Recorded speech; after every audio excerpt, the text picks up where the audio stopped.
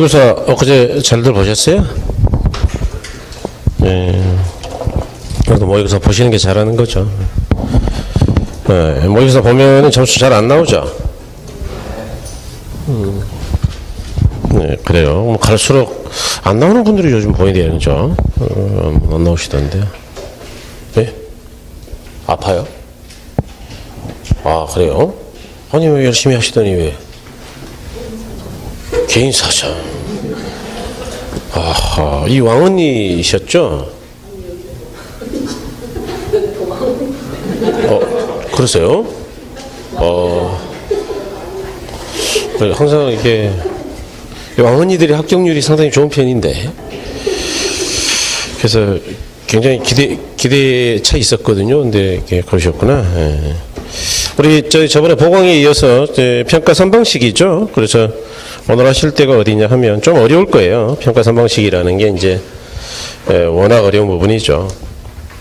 534쪽입니다. 534쪽. 거기 보시면 이제 뭐 원가 방식이라고 있고, 저번에 이제 개관은 했죠, 그죠? 3방식 7방법에서 이제 용어에 대한 설명 드렸고요. 원가 방식이 있고, 그다음에 이제 비교 방식, 그다음에 수익 방식이 있는데, 원가 방식을 한번 보죠. 그래서 이 원가법이라는 거는 이제 이런 겁니다, 여러분. 개요 한번 보고 시작하죠. 기본 개념 봤더니, 자, 원가법이라 하면 그랬죠. 그래서 원가법이라 하면 기준 시점의 대상 물건의 재생산 또는 재취득하는 데 소요되는 재조달 원가에다 감가 수정을 하여 대상 물건이 가지는 가액을 산정하는 감정평가 방법을 말한다. 그랬죠. 그래서 이 방법에 의해 구해진 가격을 복선가격이라고 한다. 그래서 요즘은 이제 복선가격이라는 표현보다는요, 적산가격이라는 표현을 많이 써요, 사실은. 근데 이제 기본서가 복선가격이라고 표현하고 있네요, 그죠? 예. 얘는 감가상각된 가치와 동일하다는 개념입니다. 그래서 이 원가법인데, 원가법. 일단 이제 확인은 주로 요약식으로 할 거예요, 오늘도. 그래서 요약식으로 확인을 하기로 하고, 일단 그 목차의 순서는 이제 기본서를 따라가죠. 왜냐하면 동영상 듣는 분들이 계실 거니까. 그래서 이중으로 지금 강의를 하고 있는데, 뭐 이제 오늘이 마지막이죠. 뭐 5월 달부터는 요약식으로 갈 거니까, 그죠.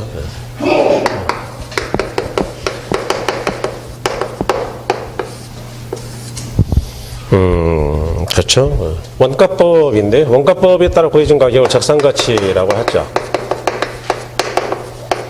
그래서 적산가치라는 건 어떻게 구하는 것이냐, 거기 이제 있는데, 이 재조달 원가에서 뭘 뺀 걸 이야기하느냐, 감가, 노계액을 뺀 걸 이야기한다.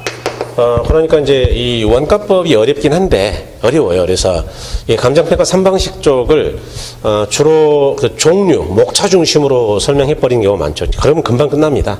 한 1시간이면 다 끝낼 수 있는데, 내용을 싹 다 설명하면 많이 어려워지죠. 그런데 목차만 가지고는 여러분이 못 풀어요, 문제를. 그러면 이제 뭐 듣기는 편한데, 야, 뭐 별거 없는 것 같다 이렇게 느끼는데, 그래가지고는 문제 풀 수 있는 게 10%도 안 되죠.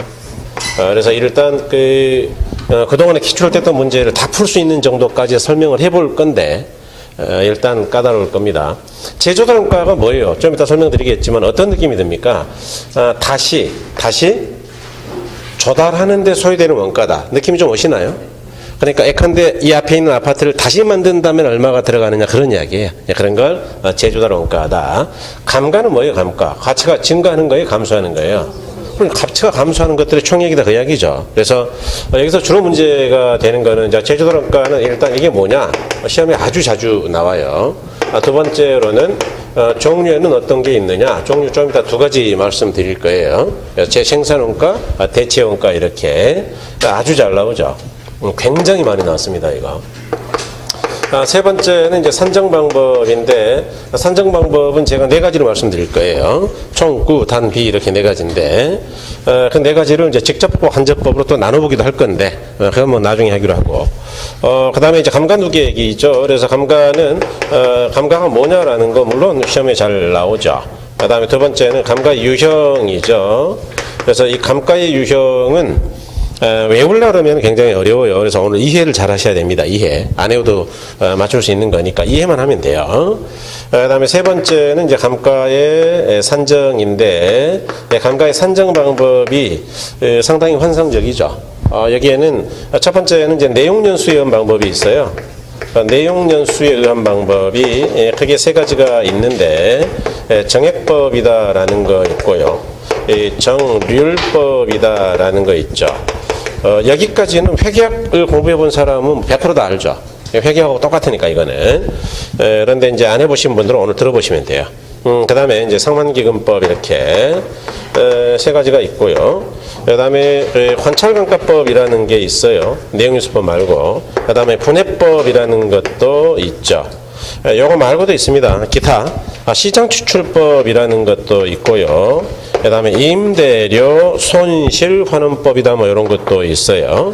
그래서 이렇게 있는데, 여러분들은 뭐 여기까지만 가도 아주 잘하는 거다. 여기까지 가면은 뭐 99% 들어간 거니까 그냥 의미가 없다는 이야기죠. 그래서 이렇게 가는 걸 목표로 하겠다 그 이야기예요. 그래서 일단 뭐 아무리 어려워봤자 뭐 꼴랑 2개만 잘하면 된다. 2개.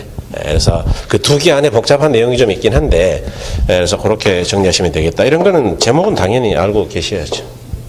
제목 자체만 가지고 시험에 나온 적도 있죠. 너무 쉽죠.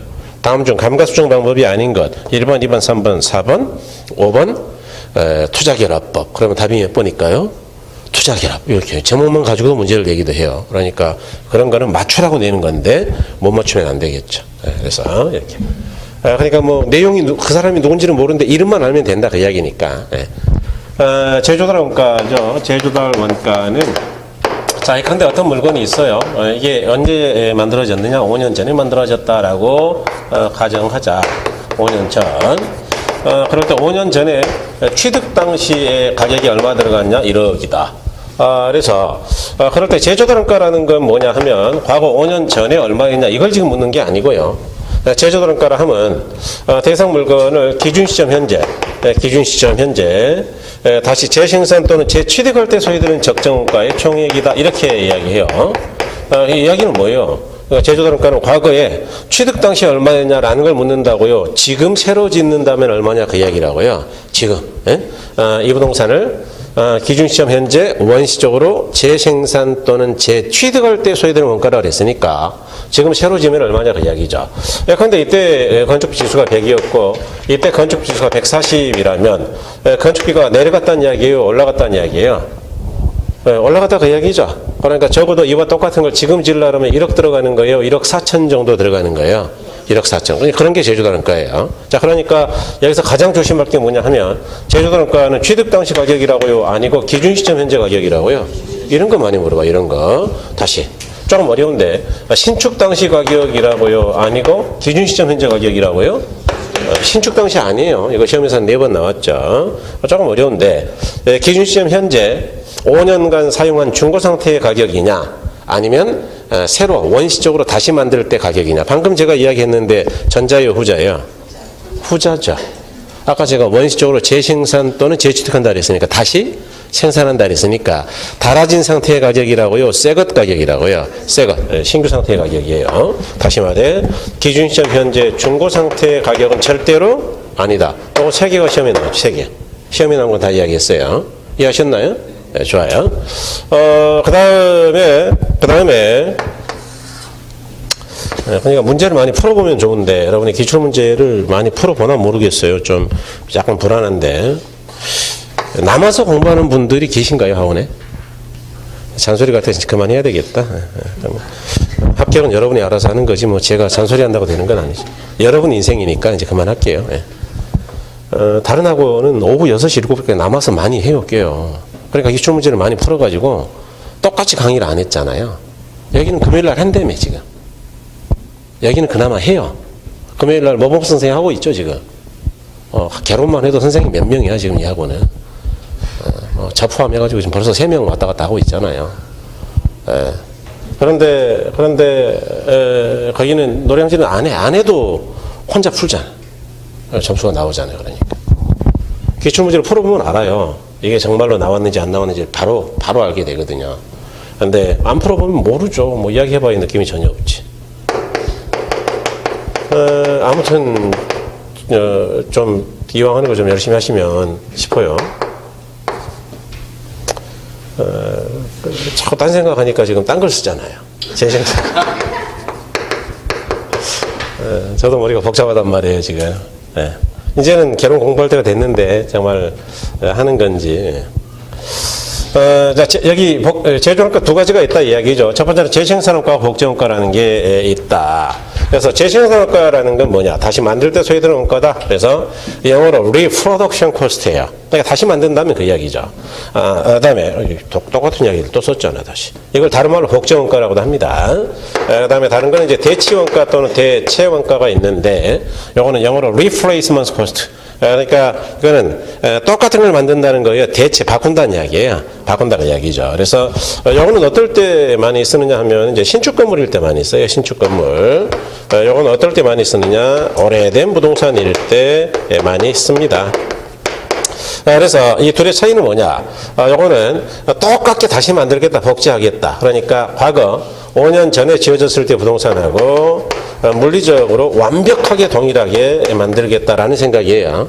그러니까 예컨대 벽돌로 만든 집이다 그러면 지금 기준시험 현재 다시 만든다 가정할 때 가정하고 이제 계산만 하는 건데 뭐 새로 짓는 건 아니고, 새로 짓는다 생각하고 계산할 때 뭘 가지고 계산한다고요? 대리석 가지고요, 벽돌 가지고요. 벽돌로 새로 지었다면, 새로 짓는다면 그 이야기죠.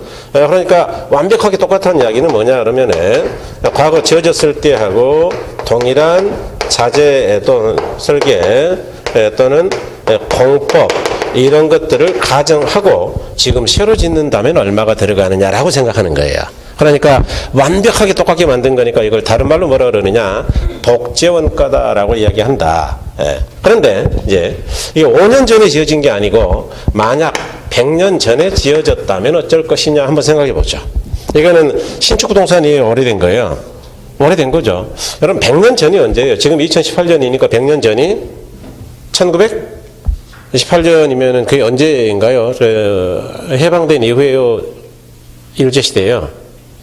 일제시대에 지금 같은 벽돌이 있었을까요? 없었을까요? 없었겠죠. 일반적으로. 지금 같은 시멘트가 있었다 하더라도 일반인들이 거의 못 썼을 것이고. 그래서 야, 이 건물을 봤더니 흑벽돌로 지었더라. 흑벽돌. 흑벽돌 아세요? 네, 좋아요. 대답을 안 하니까 빨리 그냥 갈게요. 그러면 지금 제가 이 건물을 제조단가를 구할 때, 야, 지금 기준 시점 현재 이와 똑같은 자재로 똑같은 설계로 새로 짓는다고 생각하면은 그런 자재가 있을까요? 없을까요? 없겠죠. 건축 자재가 바뀌었으니까. 그럴 때는 어떻게 하면 된단 말이냐? 자재를 바꾸면 된다. 어떻게 바꾸느냐? 대체. 동일한 효용이 똑같게 바꾸면 돼요. 효용의 동일성을 강조하는데, 다시 말해서 뭐냐 하면 이거는 유사한 자재나 설계 공법으로 새로 만든다면 하고 생각하는 거죠. 뭔 말이냐? 옛날 흑벽돌은 없더라. 그럴 때 흑벽돌이 누가 쓰는 거냐? 옛날에 서민들이 쓰던 거다. 부자들은 그 당시에도 대리석을 썼을 거니까. 그러니까 서민들이 쓰던 건축 자재가 흑벽돌이다. 그럼 지금 이걸 기준시험 현재 새로 짓는다고 가정할 때 지금 현재 2018년도에 서민들은 뭘 쓰고 있느냐? 그냥 시멘트 벽돌이다. 대리석이 아니고. 그러면 뭘로 짓는다고 가정한단 말이냐? 시멘트로 짓는다고 가정하고 계산한다. 그럼 똑같은 자재를 쓴 거예요. 지금 자재를 대체한 거예요. 대체. 그런 이야기죠. 그래서 이런 걸 대체원가라고 한다. 그런 이야기예요. 그 다음에 이제 이 제조단가 산정할 때는 이 산정의 기준이 있는데, 첫 번째는 가장 중요하죠. 시험에 아주 자주 나오는데, 자가 건설이건 도급 건설이건 항상 뭐라고 가정하고 건축을 해야 되느냐? 도급 건설을 기준으로 계산하셔야 된다. 다시 말해서 예컨대 자, 이 건물을 기준시험 현재 새로 짓는다 가정하자. 5년 된 건데 새로 짓는다 보자고요. 그럴 때 두 가지 방법이 있겠죠. 자, 내가 스스로 짓는다라는 경우하고 건축업자에게 맡기는 도급이 있다. 그럴 때 똑같은 건물을 짓는다 하더라도 자가는 훨씬 싸겠죠. 왜냐하면 건축업자 마진을 안 줘도 되니까. 그러니까 이런 이야기예요. 야, 이걸 새로 짓는다면 얼마일까? 계산을 해봤어요. 그래서 똑같은 자재로 짓는다고 생각하고 계산을 했죠. 그래서 옛날에 들어간 벽돌이 뭐 24,000장이더라. 그러면 24,000장 곱하기 지금 가격으로 계산했다 그 이야기예요. 그랬는데 자가건설했더니 1억 3천 나와요. 동업건설 했더니 1억 4천 나오더라. 왜 차이가 났냐? 건축업자 마진 때문이다. 마진. 그러면 제조단가부터 차이가 나기 시작하면 단가를 아무리 정확하게 계산해도 적산가치가 같겠어요? 차이가 나겠어요? 그렇죠. 기준에 따라 차이가 나면 안 되겠죠. 그러니까 평가사가 어떤 기준을 썼느냐에 따라서 가격이 달라지면 안 되니까 마음대로 해야 된다고요. 어떤 경우라도 동업건설을 기준으로 해야 된다고요. 동업건설 그렇죠. 그래서 시험에 아주 잘 나와요. 네. 그다음에 두 번째로 구체적인 이제 산정 방법인데 여기서도 주의할 게 하나 있죠. 우리가 이 제조 단가를 구할 때는 첫 번째가 이제 표준적 건설비라는 게 있어요. 건물의 원가를 구할 때 표준적 건설비 또는 이제 도급 건설비라는 거에다가 뭘 더해 가지고 구하느냐? 통상의 부대 비용이라는 걸 더해 가지고 제조 단가를 구하죠. 그럴 때 이 표준적 건설비에는 크게 세 가지가 있는데 첫 번째는 직접 공사비가 있고 두 번째는 간접 공사비가 있고 가장 조심하실 게 이거예요. 수급인의 적정 이윤인데 이 수급인의 적정 이윤은 아주 시험에서 이것도 많이 나왔는데 이거는 통상의 부대 비용이 아니에요. 아니고 뭐에 포함된단 말이냐? 건설비에 포함된다. 꼭 주의하셔야 돼 이거죠. 그래서 여기까지가 주로 이제 제조단과 관련된 문제죠. 그래서 이제 산정 방법은 조금 이따 요거 확인하기로 하자고요. 구체적 방법. 예. 그래서 일단 여기까지 한번 보자. 여러분 기본서에서는 어디냐 하면 536쪽인가요? 536쪽 한번 가보세요. 536쪽 가니까 이제 제조단가 그래가지고 의 거기 제조단가에다 배울 두개 하시고요. 의만 보죠. 자, 대상물건의 기준시 현재 원시적으로 재생산 또는 재취득한 데 상정하는 경우 소요되는 적정가의 총액이다. 여기서 이제 원시적으로 재생산 또는 재취득이라는 말을 정확하게 이해하면 되겠어요. 예. 그 다음에 바로 이번에 제조단가 종류 있죠. 그래서 거기 보니까 동그라미 1번에 복조원가, 다른 말로 생산원가고, 그 다음에 이제 대치원가죠. 다른 말로 대체원가라고 합니다. 그래서 이런 것들이 있다. 그 다음에 자, 그 옆쪽에 거래선물의 물건별 제조단가 산정 기준 그랬는데 거기도 이제 별 하나 해주시고요. 원칙이 있죠. 원칙 가로 안에 뭐라고 돼 있어요? 도급 기준이다. 그렇죠. 꼭 기억하셔야 돼요. 그 다음에 이제 그 밑에 여러분 그 박스가 있는데 제조단가는 표준적 건설비에다가 통상의 부대 비용을 더한다라고 돼 있죠. 그죠? 그럴 때 거기 기억번에 자, 표준적 도급건설비에는 직접 공사비하고 간접 공사비하고 수급인의 적정 이윤이 있는데 수급인의 적정 이윤에다가 동그라미 묻는 건 그거밖에 없으니까. 그래서 이게 이제 뭐냐라는 걸 구체적으로 알 필요는 없어요. 우리가 뭐 이걸 계산할 건 아니니까. 그래서 어차피 자료는 다 주니까 직접 공사에 소요되는 비용이죠. 그래서 자재비, 노무비 이런 거. 간접공사비 그러면 간접적으로 소요되는 거예요. 예를 들어서 설계비라든가 감리비 같은 겁니다.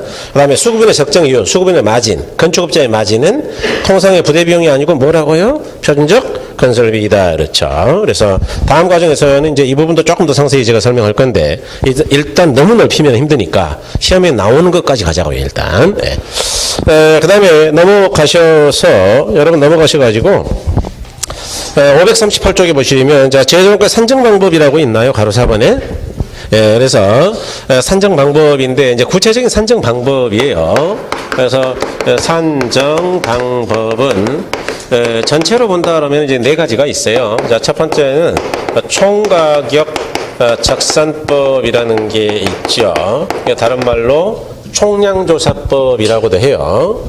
그 다음에 두 번째는 구성단위법이다라는 것도 있죠. 다른 말로는 부분별 단위합산법이다 또는 구성단위법이다. 그 다음에 이제 세 번째는 단위비교법이다. 순서 조금 바꿀게요. 네 번째가 비용지수법이다 또는 변동률 적용법이다라는 거 있죠. 그래서 비용 지수법 또는 변동률 적용법인데 구체적인 걸 다 뭐 기억할 필요는 전혀 없고요. 일단 여러분 추이는 아셔야 됩니다. 추이. 이 총가격 적산법 쪽으로 갈수록 굉장히 정확합니다. 이거는 아주 정확한데요. 문제는 시간과 비용이 너무 많이 들어요. 그래서 현실적으로 평가사들은 거의 안 씁니다, 이거. 이 총괄적 결산법이 뭐냐 하면, 이 5년 전에 이 건물을 지을 때 들어갔던 자재를 종류별로 일일이 싹 다 적시해요. 예컨대 벽돌이, 또는 시멘트가, 또는 몰탈, 그 다음에 페인트, 철근, 뭐 등등등 뭐 봤더니 자재가 막 220가지가 들어갔는데 타일까지 요것들은 이제 수량을 다 적어요. 수량. 옛날에 이거 벽돌은 24,126장, 뭐 시멘트 같은 경우는 420포대, 뭐 이렇게 쭉 적은 다음에 단가를 곱해 가지고 이제 금액을 만드는 방법이죠. 그래서 이 금액을 싹 다 더한 걸 이걸 적산한다 그래요. 적산. 여러분 그 적분 아시죠? 적분, 미분 적분할 때 인티그레이트 적분. 적산이 적분을 이야기하는 게 적분 더한다. 수학에서 적분을 더한다는 이야기거든요. 네. 그러니까 이렇게 하려면 이제 어떻게 하느냐. 질문을 드릴게요. 기왕 이거 쓰면서 이제 시간을 버렸으니까. 그러면 이제 수량이나 이런 것들 다 안다 치자.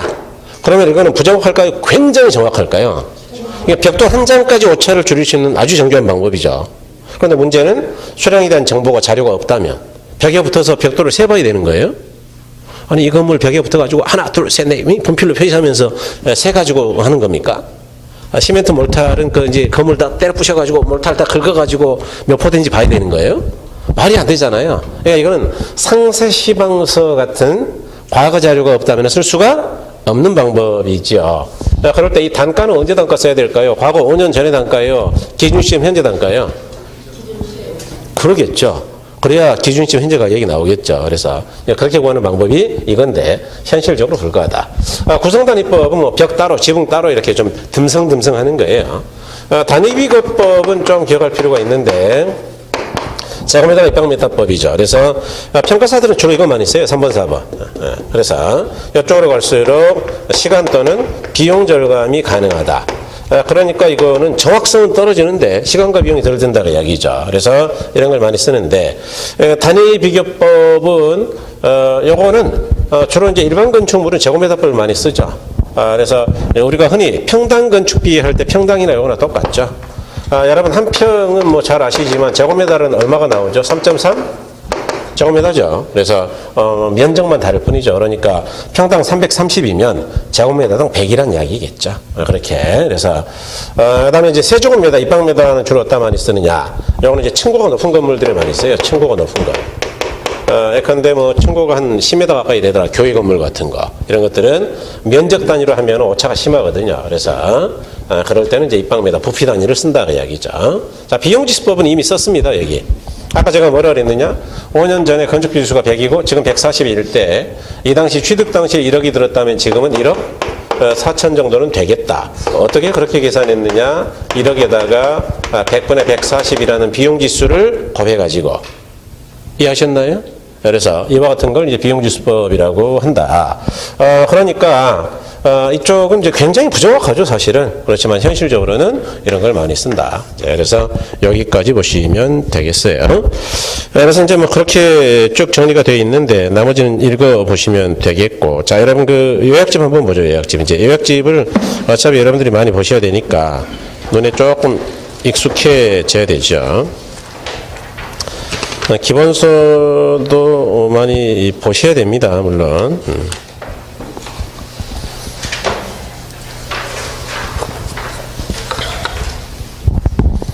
203쪽입니다. 기본서는 저 같은 경우는 뭐 이제 기본서에 대해서는 그 일체 그 이야기를 안 하고 지금 강의를 해왔죠, 그죠? 근데 기본서는 사실은 제가 쓴 건 아니고, 예. 기본서를 이제 2년간 제가 지금 안 쓰고 있어요. 계속 제 걸 써가지고. 그래서 이제 뭐 제 원고를 너무 많이 써가지고 이제 책들이 좀 안 팔린다라고 생각할 수도 있어서 재수생들이 안 살 수도 있잖아요. 내용이 안 바뀌면. 그러니까 저자를 이제 바꿨거든요. 재작년에 한번 바꿨고 이제 작년 것도 한번 바꿨는데 이제 두 번 걸 바꿨는데 다시 이제 내년에는 제 걸로 쓰려고 그래요.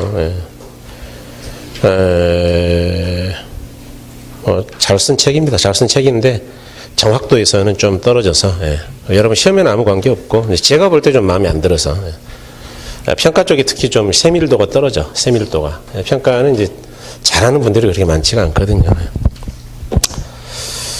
원가 방식이죠. 자, 203쪽입니다. 뭐 쉽게 말해서 제 책이 아주 조차 이제 그렇게 잘난 체한 건데, 사실 뭐 잘난 체는 아니고요. 시험 때문에 그래요, 시험. 저는 철저하게 시험에 맞춘 책이고, 굉장히 정확하게 쓰려고 하죠. 박희영 선생님은 뭐 진작 이야기 했다면서요. 내가 쓴 거 아니라고. 그래서 이제 내년에는 저랑 박희영 선생님 쓸 거예요, 또. 맨날 1차는 거의 이제 우리 둘이 많이 썼는데, 그래서 아마 그 강의 노트를 일찍 시작한 것 같은데, 본인도 조금 마음에 안 들어서. 원가법이죠. 자, 거기다 별 3개 하시고요. 자, 원가법이 보죠. 자, 원가법이란 기준점에서 대상 물건의 제조단원가에서 감가 수정을 하여 대상 물건이 가지는 현재 가치를 산정하는 방법을 말한다. 그랬죠. 그래서 거기 제조단원가는 감가 누계, 제조단가 감가 누계액 뺀 거, 그걸 뭐라 그런다고요? 적산 가치라고 한다. 그래서 이제 제조단가 바로 2번에다 별 2개 하시고, 자, 보죠. 제조단가는 현존하는 물건을 기준 시점에 있어 원시적으로 재생산 또는 재취득하는 것을 상정하는 경우에 소요되는 적정원가의 총액을 말한다. 그게 뭐 우리 기본서나 뭐 요약조나 다 똑같은 의죠. 그런데 이제 다르다면 동그라미 2번이 다르죠. 그런 게 시험이 나오는 거란 말이에요. 그러니까 저는 기본서도 그렇게 쓴다고, 그렇게. 그래서 이제 그게 마음에 좀 덜 든다 그 이야기인데, 왜 맨날 이걸 뭐 칠판에 써줘야 되냐 그 이야기인데, 그러므로 제조단가는 취득원가나 신축 당시 원가가 아니고 그런 거 조심해야 된다 그랬어요. 기준 시점 현재의 중고 상태의 원가도 아니다. 그럼 중고가 아니면 뭐란 말이냐? 새로 짓는다면 원시적으로 재생산한다 그랬으니까, 그래서 그렇게 보셔야 된다. 자, 넘어가서 재원가 종류죠. 그래서 복제원가하고 대체원가가 있는데, 복제원가를 다른 말로 재생산원가라고도 하고, 대체원가를 다른 말로 대체원가라고도 한다, 그런 이야기죠. 그럴 때 이 둘의 차이는 뭐냐? 물리적으로 똑같게 만들 것이냐, 효용이 같게 만들 것이냐가 핵심이에요, 그거. 다시, 이거는 뭐라고요? 물리적. 이거는 뭐요? 효용. 그래서 그게 핵심이다, 그게. 그러니까 물리적으로 맡으려면 대상부동산과 물리적으로 동일한 자재나 설계, 공법 같은 걸로 만든다, 과정을 계산한다. 그러면 효용 같다는 이야기는 뭐냐? 대상과 동일한 효용을 갖는 부동산을 동일한 자재요. 오늘날 건축 자재니까 유사한 자재예요. 그렇죠? 느낌이 좀 다르죠, 양쪽이. 그래서 신축 건물에 많이 쓰는 거하고 오래된 건물에 많이 쓰는 것이다. 그 다음에 그 밑에 주인은 외우시는 게 좋습니다. 그럼 너무 어려워요, 설명이. 거기까지 가려면 여러분이 공부를 많이 해야 되기 때문에, 자, 이 대체원가로 제조단가를 구할 때는 기능적 감가를 하면은 이중감가가 돼요. 그러니까 그건 해야 된다고요? 안 해야 된다고요? 안 해야 된다. 그냥 외우세요. 시험에 2번 나왔으니까. 그래서 이거는 설명하려면 너무 들어가야 돼요. 그다음에 가로선물의 제조단가 산정 방법인데, 기준이죠. 그래서 제조단가는 자가건설이든 도급건설이든 뭐에 준해서 한다고요? 도급건설에 준해서 한다 그랬고, 그다음에 이제 박스에 제조단가는 표준적 도급건설비에다가 통상의 부대 비용을 더하는 것인데, 표준적 도급건설비에는 수급인의 적정 이윤이 들어간다라는 걸 절대로 잊어버리면 안 된다 그랬죠. 그다음에 이제 산정 방법은 구체적으로는 직접법하고 간접법이 있는데, 이건 나중에 제가 구별할 거예요. 대상부동산은 직접 구하는 방법이죠. 시험에서는 2번 나왔습니다. 이제 아직은 여기까지 안 들어가도 되겠는데, 여기 이 3가지는 직접법이에요. 3가지는. 그래서 이거는 직접법이고요. 그다음에 단위비교법은 사례로부터 항상 구해야 돼요. 건축 사례가 평당 얼마냐, 제곱미터당 얼마냐, 이걸 가지고 대상의 가치를 구하니까 대상에서 직접 구했다고요? 사례로부터 구했다고요? 사례. 그래서 이건 100% 간접법이고요. 비용지수법도 건축 사례로부터 구할 수가 있어요. 그래서 이것도 간접법이다. 그래서 이 부분을 잘못 쓴 책들이 굉장히 많은데, 간접법이 2개예요, 2개. 그래서 직접법은 이제 3가지고, 거기 잘 써놨죠. 직접법은 제목만 보세요. 총가적 적산법, 부분별 단가 적용법, 변동률 적용법 그랬고요. 간접법 그러면은 단위 비교하고 뭐가 있다고요? 변동률 적용법이다, 이렇게 있더라. 그래서 이제 여기까지 설명을 드렸고, 그다음에 감가죠. 자, 그래서 다시 뭐 기본서로 와서 감가에 대한 이야기를 좀 드릴게요. 의는 똑같습니다. 그래서 감가 수정은 자, 표를 2개 해주시고요.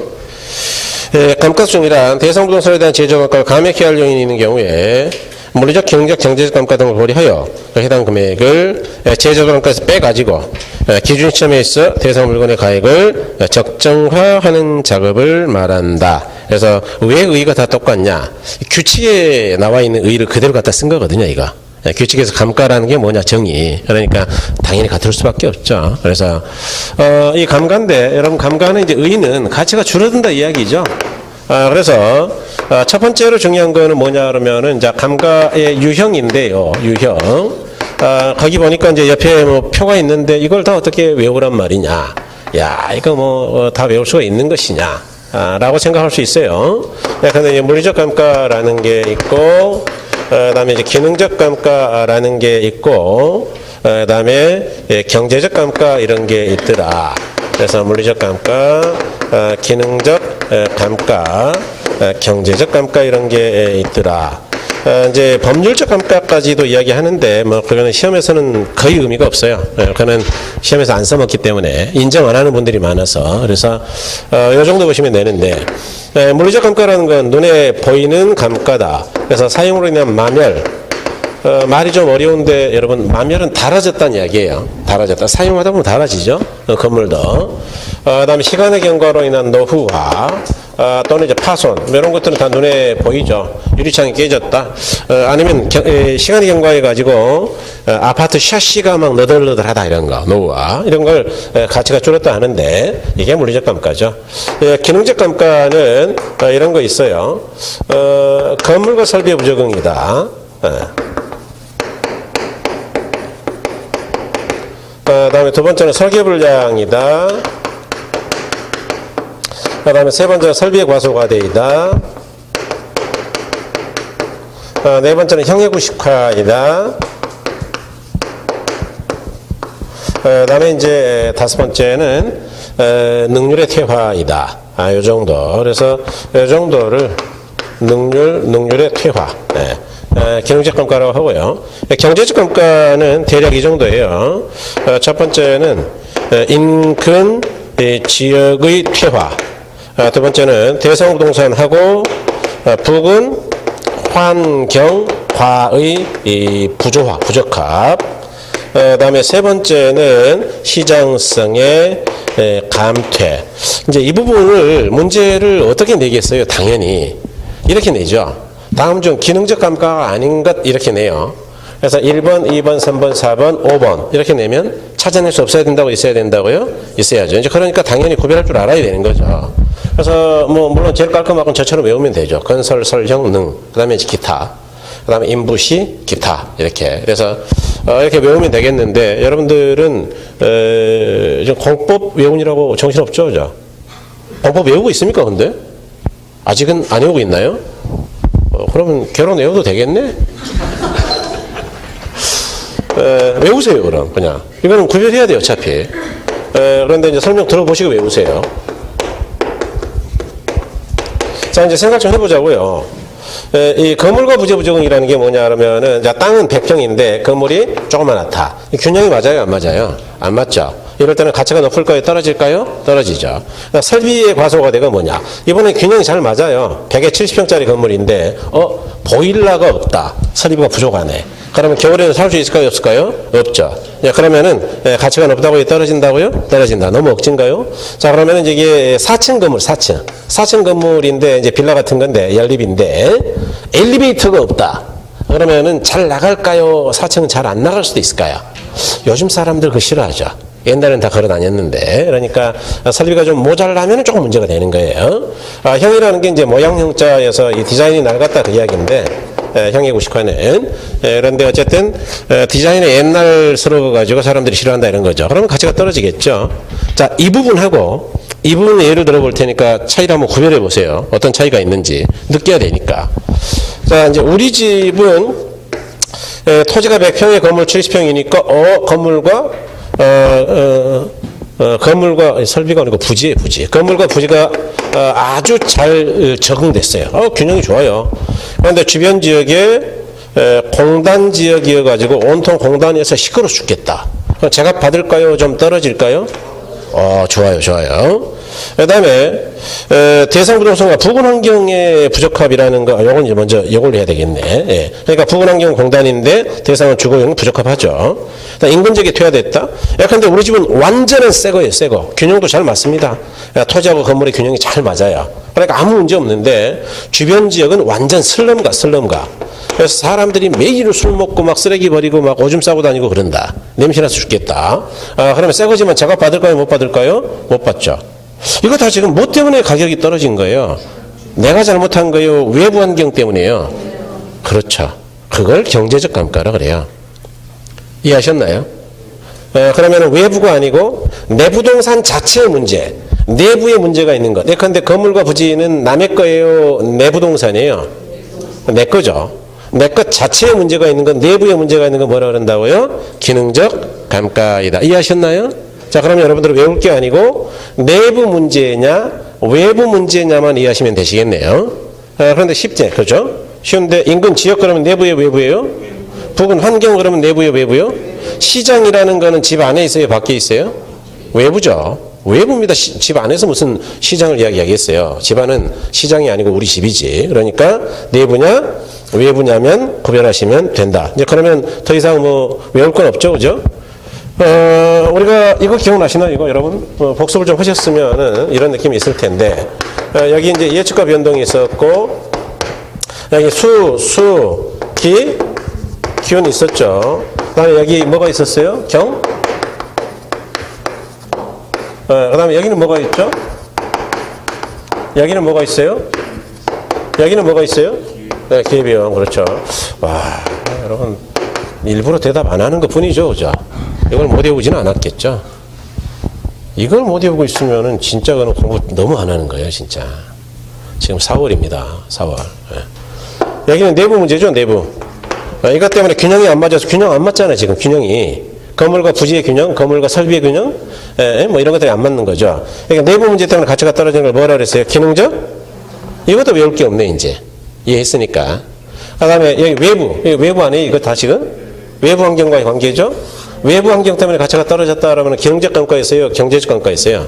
그렇죠. 그러니까 공부가 되면 외울 게 없는 거예요. 예, 당연히 외울 게 없죠. 그래서 그 이야기다, 그 이야기. 감가에 대한 설명을 안 했기 때문에 먼저 외우라 그랬던 거다. 예. 그래서 이제 이렇게 유형을 보셨고요. 그 다음에 이제 내용이 좀 됐고, 자, 넘어가시면 이제 감가하는 방법이겠죠. 그래서 542쪽에 보시면, 자, 가로 4번에 감가 수정하는 방법이죠. 내용 좀 다 읽어보세요. 나머지는. 예. 좀 읽어봐야 되겠죠, 당연히. 별 2개. 감가하는 방법인데, 자, 거기 의의는 좀 보자고요. 감가수정을 할 때는 경제적 내용수를 표준으로 한 정액법, 정렬법, 상환기금법 중에서 대상 물건에 가장 적정한 방법을 적용해라. 이 경우 물리적, 경제적, 경제적 감가율을 고려하여 관차 원가 등으로 조정하거나 다른 방법에 따라 감가수정을 할 수도 있다. 그러니까 지금 이야기는 뭐냐 하면 감가수정하는 방법에는 크게 일단 세 가지가 있다, 그 이야기예요. 내용을 쓰이는 방법, 그 다음에 관찰관과 분해법, 뭐 기타는 지금 거기 안 나와 있죠. 그 다음에 내용 쓰는 방법도 세 가지로 나누는데 정액법, 정률법, 상환기금법으로 나눌 수 있다, 그 이야기죠. 그래서 내용연수에 의한 방법인데, 첫 번째는 이제 정액법이죠. 이걸 다른 말로 균등삼각법이다라고도 하고, 다른 말로 직선법이다라고도 해요. 그 다음에 두 번째는 이제 정률법인데, 정률법이죠. 그래서 정률법은 다른 말로 체감삼각법이다. 다른 말로는 이제 잔고점감법이다. 잔고점감법이에요. 그다음에 이제 세 번째가 상환기금법인데, 뭐 많이 들어봤던 건데 어쨌든 여러분들이 상환기금법이죠. 이걸 다른 말로 이 상환기금률이 감채기금 개수죠. 그래서 감채 기금법이다라고도 하는 겁니다. 그래서 세 가지가 있다, 일단. 그래서 현재 이제 이 부분을 가고 있는 거죠. 영어부터 보죠. 정액법은 뭐죠? 뭐가 일정하다는 이야기일까요? 감가상각 비율이요, 금액이요. 금액이. 그럼 요거는 이제 뭐가 일정한 겁니까? 금액이요, 상각 비율이요. 비율이죠. 감채기금이 뭐예요? 감채기금. 감채기금은 오늘 돈 빌려서 쓰는 거예요? 미래 목돈 만들 때 쓰는 거예요? 그렇죠, 그렇죠. 그래서 이제 그런 느낌 가지고 이제 들어보셔야 돼요. 그래서 요건 주로 어디다 많이 쓰느냐 그러면은 건물이나 구축물 평가할 때 많이 써요. 그러니까 부동산 평가할 때 많이 쓴다 이야기죠. 요건 주로 어디다 많이 쓰느냐? 기계라든가 장치나 선박해. 그래서 주로 동산 평가할 때 많이 씁니다. 물론 특수동산이지만. 요거는 광산 평가할 때 많이 쓰는데, 뭐, 오늘날은 거의 안 써요, 이거요. 그냥 평가할 광산이 없거든요, 우리나라가. 그래서, 그럴 때, 매년의 감가라는 건 이제, 여기 각각의 방법마다 공식이 3개씩 있는데, 매년의 감가, 감가 누계액, 적산가치 이렇게 공식이 3가지가 있는데, 3개를 다 외우세요 그러면 많이 힘들 것 같죠? 여기, 자, 일단 제조달 원가에서 뭘 빼야 되느냐? 잔존가치. 그런 다음에 뭘로 나누면 되느냐? 내용, 년수로 나누면 된다. 요거는 무조건 외우셔야 돼요. 요거는. 이걸 못 외우면, 계산 문제 못 푸는 게 아주 많죠. 그래서 이 감가에서 이제 정액법은 계산 문제로 요거만 한 5개 나왔으니까 4-5개. 당연히 못 풀겠죠. 자, 그래서 여기 제조단가라는 게 예를 들어 보자. 1억짜리가 있고, 좀 문제를 단순하게 하기 잔존가치 제로로 할게요, 제로. 내용연수는 얼마나 쓸 수 있느냐의 연수를 이야기하는데, 내용연수는 50년이라고 가정하자. 이런 걸 다른 말로 버팀연수라고도 하죠. 그 다음에 경관연수는 얼마나 사용했느냐의 문제이죠. 5년이라고 치자. 자, 그럴 때 매년의 감가를 구해봐라 그 이야기죠. 자, 그러면 있는 그대로, 공식 그대로 이용해 볼게요. 자, 제조단가 1억이죠, 1억. 잔존가치가 얼마라 그랬느냐? 경제적 내용수가 얼마라고요? 50년 이렇게. 그러면 나누면 얼마가 되느냐? 매년 200만 원이다. 자, 이건 뭐는 매년 얼마씩 가치가 감소한다고요? 200 그 이야기죠. 그러면은 자, 감가 누계액이라는 거는 안 외워도 알 수 있겠죠. 감가 누계액은 매년 200만 원씩 금액이 일정하다 그랬으니까 5년 달아지면 곱하기 5를 하면 되겠네요. 그러면 얼마가 달아질까요? 1000만 원. 그렇죠. 그러면 적산가치는 이건 당연히 알고 있어야죠. 이 공식을 모르면 그건 문제가 아주 심각하고, 적산가치는 제조달 원가에서 뭘 뺀다 그랬느냐? 감가 누계. 그러니까 제조달 원가가 아까 얼마였냐? 1억이죠. 감가 누계가 얼마요? 지금 계산했죠. 그래서 적산가치는 얼마라고 평가할 수 있는 것이냐? 9천 이렇게 나오죠. 그래서 이렇게 계산하는 방법인데, 계산 문제 요 정도까지는 들어가 주는 게 좋아요. 제가 볼 때는. 그래서 그러기 위해서는 공식을 3개 다 외울 필요는 없고 요것만 외우면 된다. 그렇죠? 그럼 이제 정률법이라는 건 뭐냐? 이제 정액법을 했고, 자, 요거는 이제 기계라고 생각하자. 기계. 그 아파트가 아니고 기계라 생각하자. 그럴 때 요거는 이제 매년의 감가는 어떻게 되느냐?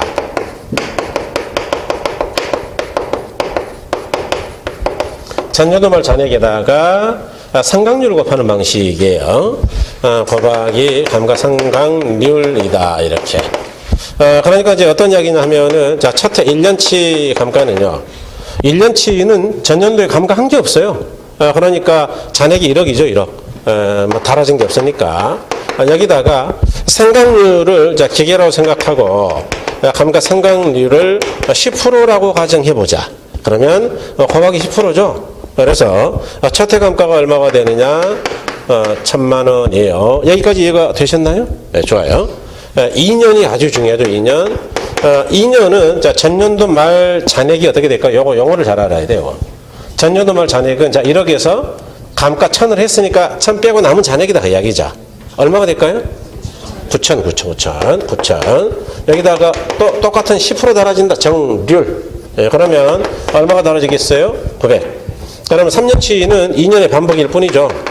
요거는 9천에서 900 뺐으니까 8천. 여기다가 10% 그런 이야기예요. 자, 그러면 얼마요? 810 그런 이야기죠. 그래서 이렇게 쭉 감가하는 방법이다. 이것들을 더한 게 누계겠죠. 공식까지 외울 필요는 없고. 그다음에 제조단가 곱하기 전년도비 잔가 CRN승 그 적산가격 구하는 공식도 외울 필요가 없어요. 여러분 이제 여기까지는 계산 문제는 안 나오길 바라야죠. 나온 적은 거의 없어요. 그러니까 이거는 외우지 마시고 너무 힘드니까 느낌을 알아야 느낌. 이건 뭐예요? 매년의 감가가 차이가 난다고요? 균등하다고요? 네, 왜 직선인지는 조금 이따 설명할게요. 그러니까 정액법이죠. 이거는 매년의 감가가 점점 증가해요? 체감이에요? 체감. 잔고는 점점 늘어요? 점점 감소해요? 잔고 점감법이에요. 그래서 영어는 설명 다 드렸죠. 그런데 세 번째 상환기금법은 뭐냐? 조금 어려워요, 이건. 상환기금법은 다른 말로 감채기금법이다라고도 했고, 아까 광선에 쓴다 그랬죠. 그래서 요거는 매년의 감가는 이렇게 하는 거죠. 제조달 원가 마이너스 잔존가치에다가 뭘 곱하는 방식이냐? 감채기금 계수를 곱하는 방식이에요. 감채기금 계수 공식이야 뭐 다 아시니까. 그래서 이제 이렇게 해서 구하는 방식이다. 자, 그럴 때 질문 좀 드려보죠, 여러분. 근데 자, 이 건물이 현재 제조달 원가가 1억인 건물이 있다. 예를 그렇게 들었죠? 이야기는 현재 땅 위에 건물이 새게 있다, 새거. 땅 위에. 헝거라고요, 완벽한 새거라고요, 새거. 그런데 얘가 이제 이렇게 임대하면은 수익은 발생하겠죠, 물론. 예를 들어서 임대료가 달달이 100만 원씩 해서 1200 나왔다 치자. 뭐 아주 작게 잡았어요, 지금. 뭐 1억 2천 정도 나오면 좋겠는데 숫자가 커지면 복잡하니까. 그럴 때 이 1200을 다 써버리면은 사용 가능한 연수가 50년이라 치고 내용 연수 다 써버리면은 50년 뒤에는 건물이 싹 다 닳아져 가지고 건물이 있을까요? 없을까요? 없겠죠. 없겠죠. 그러니까 우리가 이 임대료를 다 써버려야 될까요? 일부를 남겨놔야 될까요? 그게 감가예요. 그러니까 감가라는 건 가치가 달아진 것만큼만 나중을 대비해서 모아놓자. 그걸 원본의 회수라 그래. 예? 감가는 뭐 때문에 한다고요? 원본을 회수하려고 하는 거예요. 그런데 정액법은 어떻게 하는 거예요? 정액법. 정액법은 어떻게 하는 거죠? 매 기간마다 200씩만 모아가지고 50년 되면 1억 모을 거 아니냐. 이렇게 생각하는 거예요. 1억 있으면 다시 질 거니까. 오케이? 네, 좋아요. 정률법은 어떻게 하는 거예요? 정률법. 정률법은 오늘은 1000만 원, 첫 해는. 그 다음에 900만 원, 세 번째는 810 이렇게 점점 감소하죠. 그래서 얼마 만들겠다는 거예요? 1억. 왜 정률법은 이래야 되느냐? 다 나와요, 이건. 기계나 장치 선박 같은 경우는 낡아지면은 자꾸 고장이 나요. 그러니까 생산성이 떨어져서 수익이 떨어져. 그러니까 능률이 높을 때 돈을 많이 벌 거니까 그럴 때 적게 회수한다고요? 빠르게 회수해야 된다고요? 빠르게. 이게 시험에 아주 잘 나오는 부분이죠. 그러니까 능률이 높은 초기에 안전하게 빠르게 회수해야 된다 그 이야기예요. 그런데 건물 같은 경우는 비교적 일정해, 임대료가. 그러니까 맨날 똑같은 금액을 뽑아도 된다 그 이야기죠. 그래서 이렇게 이야기한다. 지금 이제 벌써 장판선까지 이야기를 거의 드렸어요. 뭐 좀 이따 책으로 확인하면 됩니다. 그런데 상환기금법은 어떤 생각이냐? 야, 우리가 50년 뒤에 제조단가가 1억, 잔존가치 남은 게 없다면 1억만 모으면 될 거 아니냐, 우리가. 1억, 회수. 1억을 회수하기 위해서 아까 정액법은 200씩 모았다 그 이야기죠? 그런데 이걸 회사에다 놔둔다고 하는데 이자가 없을 거 아니냐, 그러지 말고 은행에 적금하자, 적금. 그럴 때 얼마씩 적금하면은 50년 뒤에 1억이 될 거냐. 그러면 1억에다가 뭘 곱하면 된다고요? 그 이야기죠. 결국 투자이론 이야기죠, 이거. 그러니까 투자이론이 안 되면 평가가 안 된다고 제가 분명히 이야기했어요. 투자이론을 모르면 절대로 평가를 이해할 수가 없어요. 특히 수익 방식은. 네. 그러니까 이거는 결국 투자이론에 불과하다. 그래서 그럼 질문 드리죠. 200보다 많은 적금 넣어야 되겠어요? 적게 넣어야 되겠어요? 응? 1억 만들기 위해서, 미래 1억 만들기 위해서 200보다 많이 적립, 적게 적립? 그렇죠. 그게 핵심이에요. 예컨대 한 150 정도만 넣어도 이자가 붙어가지고 1억이 될 것이다 라는 사고방식이다. 오케이? 네, 좋아요. 자, 여기까지 확인. 좋아요. 일단 뭐 빠른 분들이 많이 계시니까 다행이네요.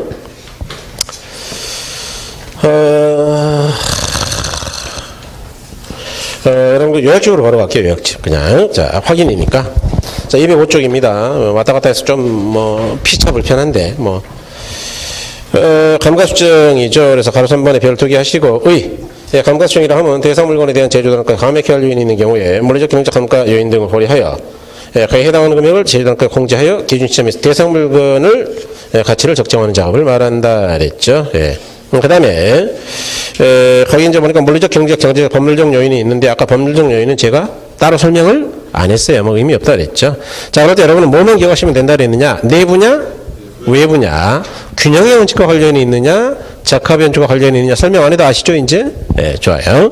그래서 그 정도 기억하시면 되겠다. 맨 뒤에 치유 가능, 치유 불가는, 그거는 조금 이따 설명하기로 하고. 자, 그 다음에 가로 3번, 감가수정 방법인데, 감가수정 내용 요소를 표준화한 정액법, 정률법, 상환기금법 중에서 대상 물건에 적정한 방법을 선택하여야 한다. 이 경우, 물리적, 기능적, 경제적 감가를 고려하여 관찰감가 등으로 조정하거나, 다른 방법에 따라 감가 수정할 수 있다. 그래서 다른 방법은 분해법이나 기타 시장 추출법이나 임대료 손실 환원법 이런 이야기다. 여기 제가 제목 써놨어요.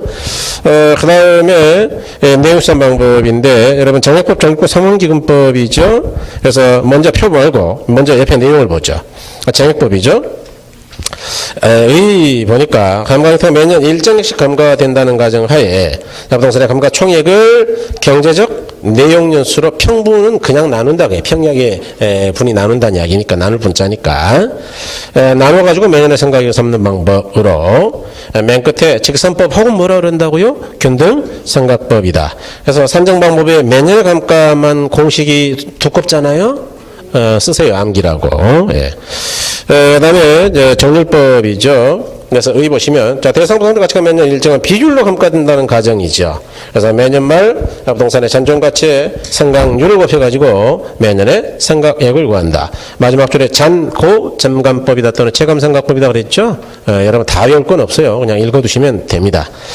그럴 때 산정 방법의 매년의 감가에서 가장 중요한 단어는 그 전년도 말 잔존 가치를 이해하는 게 중요하다. 그 이야기지, 거기. 두꺼운 게. 그걸 모르면 아무것도 모르는 거다. 그 이야기죠. 그 다음에 상환기금법이죠. 거기 지금 정률법은 공식 외우시라는 이야기 한 적 없어요. 상환기금법입니다. 상환기금법은 감가 수정 방법 중 건물 등의 내용서 만료한 때 감가 누계 상당액과 그에 대한 복리계산의 이자. 자, 그건 무조건 기억하셔야 돼요. 이 감채기금이니까 무엇까지 고려해서 생각한다고요? 이자 동그라미. 당연히 내용서를 상환하는 방법이다. 이를 감채기금 또는 기금정리법이라 한다. 그래서 공식은 외우지 않으셔도 돼요. 넘어가지 마시고. 자, 옆에 표 있죠? 표? 206조? 거기 특징 보시면 자, 정액법은 계산이 간단하죠. 아니 도대체 이게 뭐 복잡할 게 뭐 있냐. 딱 한 번 계산하면 50년간 다시는 계산할 일이 없는데 그런데 문제는 실제 감가랑 일치할 가능성이 별로 없다. 예컨대 우리가 감정평가라는 거 왜 하는 것이냐. 실제 가격 하려고 하는 거예요. 실제 가격. 그래서 제조사람과도 야 지금 새 거라면 얼마냐 이렇게 아까 계산한 거예요. 지금 새 거면 옛날에 취득할 때 그때 가격이 중요한 게 아니고 그 다음에 야 지금까지 실제로 달아진 게 얼마냐. 실제 그랬더니 정액법은 매년 200씩 5년간 1000만 원 달아졌대요. 그런데 현장에 가봤더니 이게 작년 재작년에 태풍이 불었어요. 태풍이 불어가지고 막 벽이 금이 심하게 왔어. 그러면 그럴 때도 200만 달아진 거예요. 한 2천만 원 달아진 거예요. 그런데 얘는 맨날 200씩 매년 달아진다고 주장하니까 실제 가치 감소분을 반영할 수 있다고요? 없다고요? 없다. 그러니까 이런 거 눈으로 관찰해가지고 조정해라. 그 이야기 아까 규칙이. 그래서 관찰과 병행하라 그 이야기죠. 그 다음에 정률법이죠. 초기 감가액이 많아 안전하게 자본을 회수한다. 그거 꼭 기억하셔야 돼요. 그거. 그러니까 능률이 높은 초기에 감가액이 많아서 자본회수가 느리다고요? 안전하다고요? 안전하다. 그런 것. 물론 이제 계산이 복잡하다는 단점은 있죠. 그다음에 그 밑에 이제 내용수 초기 감가액이나 감정평가액의 크기를 했는데 여러분 그 외울 필요 전혀 없죠. 내용수 초기에 감가액이 큰 거 그러면은 여기 보니까 내용수 초기에는 정률법이 제일 큰데요. 그렇죠? 그 다음에 정액법 200이고 상환기금법이 크다고요? 적다고요? 적다. 뭐 그런 걸 외울 필요가 뭐 있겠냐. 그 다음에 평가액은 반대가 되겠죠. 평가액은 감가를 뺀 게 이제 평가액이니까. 그래서 이렇게 되더라. 그 다음에 심학습에 가면은 감가액이 큰 순서가 아니고 사실은 또 감가 누계액이 큰 순서죠. 그래서 그것도 또 다른 건데 사실은 감가 누계액이 큰 순서도 정률법이 그다음에 정액법이 상환기금법이 뭐 이런 순서로 가시면 되겠죠. 이제 그래프를 그려보면 되는데 여러분 그래프까지는 너무 힘드니까 그냥 놔둘게요. 그래서 이렇게 보셔야 되겠다. 그다음에 자 여러분 이제 넘어가셔 가지고 조금만 더 할게요. 자 관찰감가법이라는 거 나오죠. 이제 그건 바로 그냥 봐버릴게요. 그다음에 분해법이 있죠. 그래서 요거는 이제 이 장단점을 잘 기억하셔야 돼요. 여러분 그 관찰감가법은 관찰감가법은 자 눈으로 관찰해서 감가한다는 이야기죠. 그러니까 내용을 쓰는 방법처럼 계산을 한다고요? 눈으로 관찰을 한다고요? 관찰. 그래서 눈으로 관찰하는 이유는 뭐냐? 아까 정액법처럼 계산된 감가가 실제 감가와 일치하지 않기 때문에 관찰한 건데 전문가, 평가사가 관찰한 건데 그래서 이거는 장단점이 굉장히 중요하다. 그래서 장점이라면은 뭐냐? 감가의 개별성을 반영할 수 있다. 그래서 실제 감가에 근사하게 추계할 수 있다. 실제 감가를 계산 가능하다. 아까 이제 이야기 드렸죠, 여러분. 어떤 건물은 장력법으로 매년의 감가가 200이라 그러더라. 그런데 2년 전에 태풍이 불어가지고 한 2천만 원어치 정도가 감가가 됐다. 자, 그럴 때 이걸 계산에 의하면 맨날 200이라 그럴 거 아니냐. 그런데 실제로 관찰을 해보면 이와 같은 개별적 상황을 반영할 수 없다고 있다고요? 있다. 그래서 실제 감가에 아주 근사하게 추계할 수 있죠. 자, 그런데 단점도 있겠죠. 요거는 눈으로 보고 관찰하는 거니까 외관상 발견하기 어려운 것들, 눈에 보이지 않는 것들은 반영할 수 있다고요? 없다고요? 없다. 근데 이제 그때 태풍 때문에 한 2천 깨졌다라고 생각하고 그냥 갔어요. 그런데 나중에 알고 봤더니 2년 뒤에 그냥 건물이 확 주저앉았어요. 왜 그러냐? 눈에 안 보이지만 기초 부분이 심각한 균열이 이미 있었더라. 그런데 이런 것들은 눈에 안 보이니까 아무리 쳐다봐도 땅속이니까 반영할 수 있다고요? 없다고요? 없다. 그러니까 그때 한 8천 정도 달아진 걸로 했어야 되고, 야, 이거 빨리 재건축합시다. 이렇게 제안을 했어야 되는데, 그걸 못 본 거죠. 네. 그 다음에 두 번째로는 감가에 주관이 개입될 가능성이 많다. 즉, 경험이라든가 능력이나 경험이 많은 사람들에게는 정확하겠지만, 이게 적은 사람들에게는 대단히 부정확할 것이다. 그런데 이분이 감정평가를 40년을 해가지고, 건물을 딱 쳐다보면 알아요. 여기는 기둥이 조금 틀어졌는데, 어디가 요 반듯한데, 에이, 수직계 가져와보세요. 수평계랑. 그래도, 진짜 조금 틀어졌어, 1도. 이렇게 정확히 1도까지 알 정도로. 그리고 두드리면 알아, 망치로. 탕탕 두드리면, 감가 223만원. 이렇게 딱 나온단 말이에요. 이건 경험이 없단 말이 있단 말이에요. 있다. 그런 사람들은 정확하겠지. 그런데 평가사 시험을 작년에 합격했어요. 그러니까 올해 처음 나왔는데, 이게, 선배가 보니까 망치로 두드려. 그러니까 자기도 막 두드려 봐. 두드려 본들 뭐 할 거냐, 걔가. 그러니까 그래가지고는 된다고요? 안 된다고요? 안 된다. 그런 문제가 있다. 그래서 관찰감가는 남용할 수 있는 방법은 사실은 아니에요, 이게. 그런데 어쨌든 평가업계에서는 일부 인정하고 있습니다. 분해법이라는 거는 내구성 분해 방식이라고도 하는데요. 내구성 분해 방식이다. 그래서 이제 이게 감정평가사 시험에서는 굉장히 어렵게 나옵니다, 이게. 계산 문제로는 보통 30점짜리 이상 나오는데, 평가사 문제는 한 문제가 30점, 50점짜리도 있어요, 사실은. 논술이기 때문에. 그런데 30점 정도면 이제 한 30분간 풀어야 된다는 이야기인데, 그런데 이제 우리 시험에서는 계산까지 안 들어가니까 그럴 필요는 없고요. 아까 물리적 감가 있다 그랬죠? 그 다음에 이제 기능적 감가 있다 그랬죠? 경제적 감가 있다 그랬죠? 그래서 요거는, 치유 가능한 부분하고 치유 불가능한 부분이 있어요. 그걸 따로따로 분해해가지고 계산하는 거예요. 이것도 마찬가지로 기능적 감가도 치유 가능과 치유 불가능한 감가가 있어요. 요것 따로, 요것 따로, 요것 따로, 요것 따로 하는 거죠. 경제적 감가는 이거는 치유 가능한 건 아예 없어요. 왜냐하면 이건 외부 환경 때문에 발생하는 감가이기 때문에 대상 부동산 입장에서는 뭐 100% 치유 불가입니다. 그래서 치유 불가하다. 그래서 이렇게 5가지를 각각 따로따로 분해해서 계산하는 방법이에요. 그러니까 아까 정액법처럼 200 그러면 이 안에 물리적 감가, 기능적, 경제적이 다 포괄, 총괄로 포함되어 있는데 분해법은 포함되어 있다고요? 요인별로 분해한다고요? 요인별로 그런 이야기예요. 그래서 그렇게 하는 방법입니다. 자, 그래서 자, 관찰감가 한번 보죠. 평가 주체가 대상 부동산을 직접 관찰해 물리적, 경제적, 경제적 감가 요인과 그에 대한 감가 노계획을 산정하는 방법이다 그랬죠.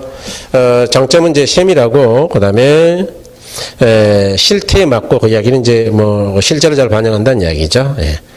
그 다음에 이제 단점 보니까 평가적 개별적 능력이나 주관에 좌우될 가능성이 많고 외부에서 관찰할 수 없는 기술적 가치는 어차피 놓칠 것이다. 그래서 특히 이 단점 같은 경우는 좀 알아두셔야 되겠어요. 그 다음에 분해법은 의 정도 보시면 됩니다, 실은. 감가 요인을 물리적, 경제적, 경제적 요인으로 분류하고 이를 다시 치유 가능과 치유 불가능으로 나누어 측정치 합으로 구하는 방법이다 그랬죠. 그래서 이런 걸 분해법이라 한다. 그 밑에 이제 뭐 쭉 써놨는데 이제 문제는 분해법이라는 거는 이제 너무나 시간이 또 많이 걸려요, 이것도. 그래서 그런 문제가 있다. 그 다음에, 여러분 그 밑에 보시면, 감가상각과 이제 감가수정과 감가상각의 차이인데요. 요것도 아주 중요해요, 여러분. 그래서 감가수정 전체에다 비율을 해버렸기 때문에 따로 지금 안 하고 지금 자제하고 있었는데, 요거 이제 비율 2개 조금 어렵습니다. 예, 어려워요. 예. 비율 2개 좀 따로 하시고요. 예. 요거는 상당히 어려운데, 이제 왜 어렵냐면, 이제 회계학을 알아야 정확하게 구별이 돼요, 실은. 그런데 이제 일반인들이 그렇지 않고 지금 이제 중개사 공부를 하기 때문에 조금 어렵죠. 여러분 감가수정이라는 거는요, 평가에 쓰는 용어예요. 평가. 네. 감가상각이라는 용어는 회계에서 쓰는 거죠.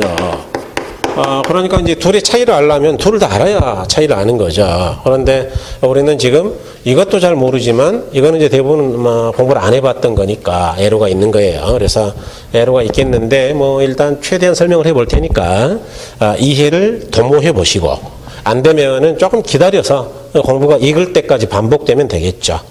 그래서 동영상을 자주 들으면 좀 더 빠를 거고요. 영어는 똑같습니다. 영어는 이제 depreciation이라 그래, 감가를.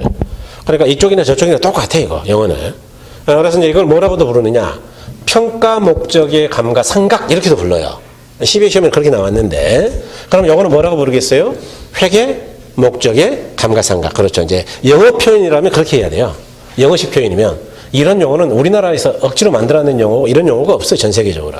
그래서 이제 감가수정이라는 말을 쓰기도 하지만, 평가 목적의 감가상각이라는 말을 쓰기도 한다.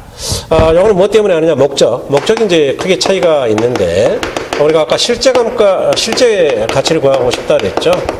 평가는 실제 가격이 얼마냐라는 걸 알고 싶어 한다. 그러니까 제조단가도 지금 현재 얼마냐? 이런 문제고, 감가 누계액도 실제 감가가 얼마냐? 이런 문제라 그랬죠. 그래서 이런 걸 구하고 싶어 한다. 그런데 회계학에서 말하는 감가는 달라요. 비용 한번 또는 비용 배분. 그래서 적정 원가를 구하는 것, 적정 원가를 구하는 게 목적입니다. 우리는 이제 적정 가격을 구하는 게 목적이고요. 적정 가격 가치. 그래서 둘은 이제 이런 큰 차이가 있죠. 그러다 보니까 적용 방법이 다른데, 우리는 이제 제조단가에서부터 이제 감가를 시작하죠. 그런데 여기는 이제 취득원가. 우리는 취득원가 안 쓴다 그랬는데, 그 다음에 우리는 경제적 내용연수를 기준으로 감가를 해요. 그런데 여기는 이제 경제적 내용연수가 아니고 주로 물리적 내용연수를, 물리적이 아니고 죄송합니다. 법적 내용연수를 기준으로 감가를 하죠. 법적 내용연수이다. 그 다음에 우리는 실제 감가를 보여야 되니까 감가 요인은 모든 걸 다 추계해요. 물리적, 기능적, 경제적 감가를 싹 다 추계하고 싶어 하죠. 그런데 이 기업회계에서는요, 경제적 감가는 발견할 방법이 없어요. 설명할 수도 없고. 외부 환경 때문에 뭐 기업의 가치가 떨어졌다. 그래서 설명 못 하거든요. 숫자로. 그래서 물리적 또는 기능적 감가까지를 주로 계산하죠. 그 다음에, 우리 같은 경우는 이렇게 계산된 감가가 정확하지 않다 생각되면은 눈으로 관찰해가지고 조정할 수도 있어요. 그런데 기업회계에서는 관찰 감가 그런 거는 절대 못 써요. 왜냐하면은 기업회계에는 이 감가가 세금하고 연관돼 있어요. 뭐 당연한 이야기인데 여러분 이런 이야기죠. 예를 하나 억지로 만들어 볼게요.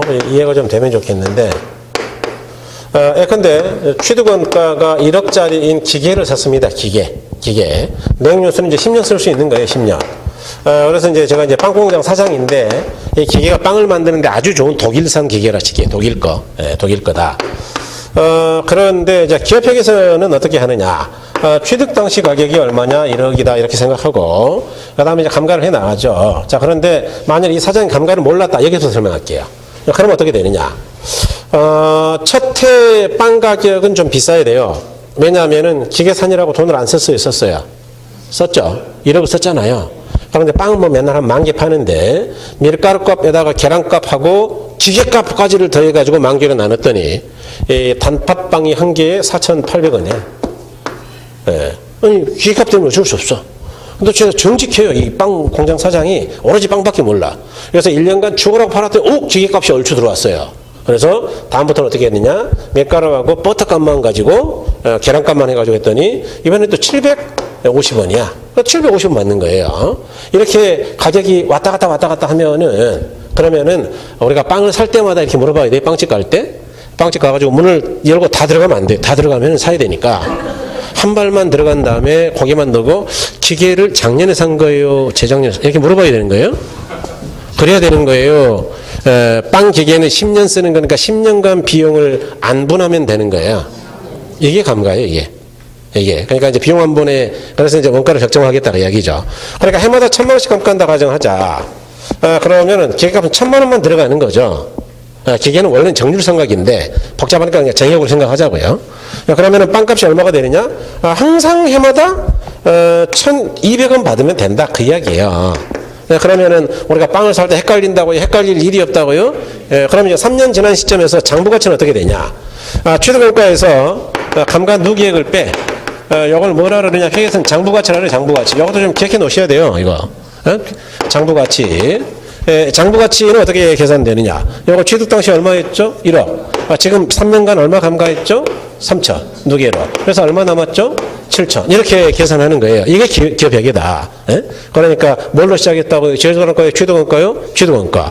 그 다음에 회계는 법에다 내용수를 모든 기계, 설비, 부동산 다 내용수를 정해놨어요. 법에. 그게 세무편람이란 책이 있어. 두께가 이렇게 두껍습니다. 정말 농담이 아니고. 크기는 이 책만 해요. 그런데 글씨는 깨알 같아요. 8호 정도 써요. 8호. 포인트 8포인트. 그러니까 제 눈으로는 보이지도 않아 이제. 집에 하나 있는데 이제 보지도 않아요. 베개로 쓰지. 엄청 비싸긴 되게 비싸죠. 그게 한 20만 원 가까이. 20 넘죠. 아마 제가 그 정도 준 것 같은데. 그런데 이제 거기 보면은 모든 설비에 대해서 내용수를 정해놨다. 왜 정하느냐?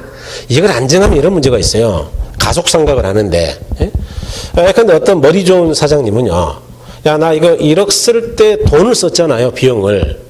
그러니까 이제 그렇잖아. 또 돈도 없는데 막 기계값도 쓰고 그래가지고 세금 내고 싶겠어요? 안 내고 싶겠어요? 그러니까, 보니까요. 관찰해 보니까, 한 9천 달아졌어요. 9천. 이렇게 하면은 감가상각 비용을 많이 넣으니까 순이익이 많아지겠어요? 적어지겠어요? 그러면은 세금을 많이 내겠어요? 세금을 적게 내겠어요? 적게. 그건 아시죠? 기계 살 때 매입 부가세에 대해서 환급받는 거 아시죠? 아니, 살 때 들어갔던 비용을 이제 부가세 신고하면 환급받아, 그만큼. 그러니까, 어쨌든 간에 세금을 낸다고요. 세금을 줄이고 거꾸로 받은다고요. 받아. 이 사람은 받는 거고, 정직한 사람은 맨날 세금 내야 돼. 이러면 되겠어요? 안 되겠어요? 그러니까 감가하는 방법을 법에서 마음대로 하라 그랬다고요? 정해놨다고요? 그게 법정 내용이 있어요. 그런데 평가는 달라요. 평가는 어떻게 하느냐? 아까 뭐라 그랬죠? 평가는 취득 당시 가격이 중요하다고요. 지금 현재 가격점, 현재 가격이 중요하다고요. 지금 제조업가가 얼마냐? 이게 중요해요. 그랬더니 이게 3억이다. 3억. 왜 3억이냐? 요즘 수입이 안 돼가지고 뭐 기계값이 공급이 안 되니까 독일에서 아예 안 준다 우리한테. 그래가지고 어마어마하게 비싸다. 그 다음에 두 번째로 감가 누계인데, 감가 누계죠. 야, 그동안에 이 기계가 얼마나 마음에 들었던지 이 사장님이 매일 갈고 닦아가지고 달아진 게 없다. 페인트 조금 벗겨졌다. 1,000만 원. 그러면 이걸 뺀 나머지가 자 앞에 공식 있잖아요. 적산가격이죠. 적산가치. 장부가치라고요. 적산가치라고요. 얼마 나와요? 2억 9천만 원. 그렇죠. 자, 그럼 질문 드릴게요. 질문. 여러분이 빵기계 사장이에요. 지금 현재 이 빵 기계를 중고로 팔려고 합니다. 중고로. 시장에서는 이 정도 받을 수 있다 그 이야기예요. 이 정도. 그런데 장부에는 얼마 남아있다고요? 7천. 그러면 얼마를 받아야 되는 거예요? 나는 정직하니까 내가 쓴 돈에서 비용 뽑은 거 빼고 딱 7천. 나 정직한 사람이야. 7천 받아야 될까요? 시세대로 받아야 될까요? 그러면 이제 나머지 차액이 2억 2천이죠. 2억 2천은 영업으로 벌었어요. 영업 이외에 벌었어요. 그걸 영업의 손익이라 그래요. 그걸 이제 기업회계에서는 영업 외 수익이라고 보는 겁니다. 그냥 이제 특별 손익이라고 보죠. 이해하셨나요? 자산 처분 이익인데요. 그러니까 기업회계가 정확한 거예요? 정확하지 않는 거예요? 그렇지. 이제 그 차이가 바로 이거다. 지금 그 이야기예요. 보세요. 이제 이해를 생각하면서 보자고. 그러니까 우리는 뭘 알고 싶다고요? 진짜 가격 알라니까 실제 감가. 기업회계에서는 이론적 감가예요, 솔직히 말하면. 회계는 본인들도 알아. 여기는 그러니까 옛날에 취득 당시 내가 쓴 돈이 중요하고 우리는 제조단가 중요하죠.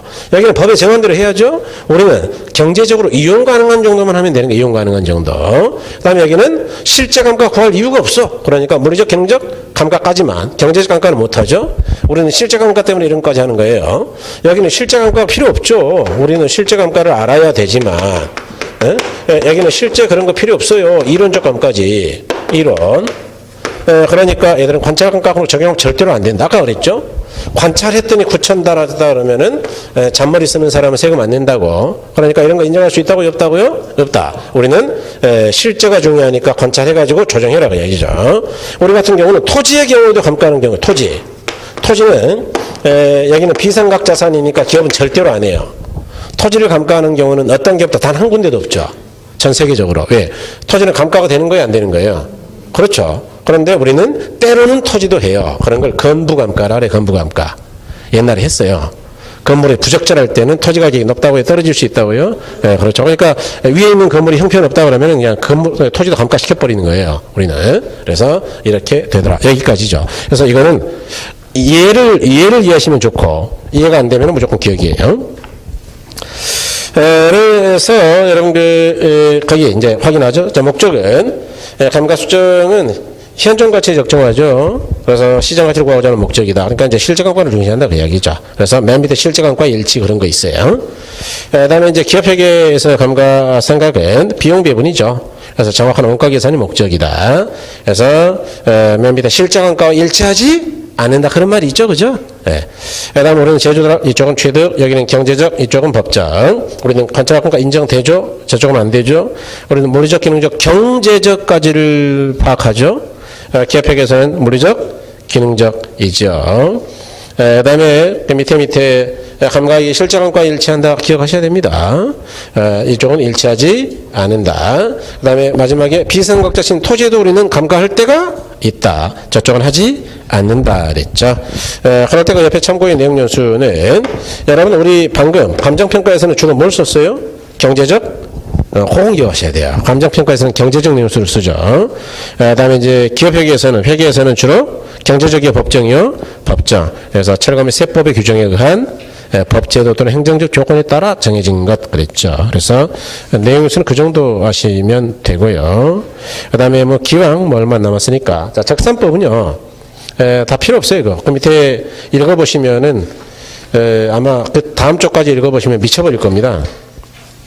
왜냐하면 그 다 회계학 용어거든요.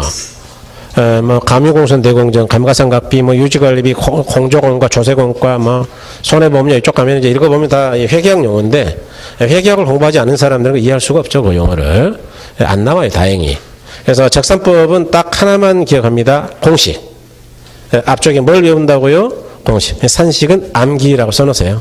기초가격 곱하기 기대율에다가 뭘 더한다고요? 필요 재경비를 더한다. 그래서 한 뭐 7월 8월 문제 풀 때까지 이 정도로 가고 혹시라도 봤더니 더 들어갈 가능성이 있어 보인다 그러면 설명을 할 것이고 더 들어갈 가능성이 없다라고 생각되면 딱 여기서 끝낼 거예요. 그래서 그렇게 보시면 된다. 그다음에 이제 조금 쉬셨다가 거래사례 비교법으로 가겠습니다. 그러니까 필요재경비 그런 거는 안 외우셔도 된다고 얘기해요. 잠깐 쉬었다 뵐게요.